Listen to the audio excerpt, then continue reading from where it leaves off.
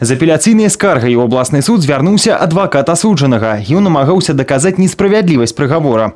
14 мая гэтага года яго падабароннага затрымалі за рулём аўтамабіля за кіраванне без правоў. Іх яго пазбавілі раней.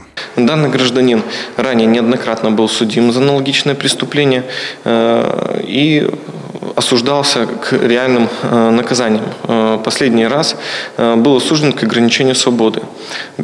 Однако данная мера наказания не повлияла на него должным образом, в связи с чем по приговору суда он осужден к лишению свободы. Окончательно ему было назначено наказание в виде 1 года 3 месяцев лишения свободы в исправительной колонии в условиях общего режима, а также с лишением права заниматься деятельностью, связанной с управлением транспортными средствами, сроком на 5 лет.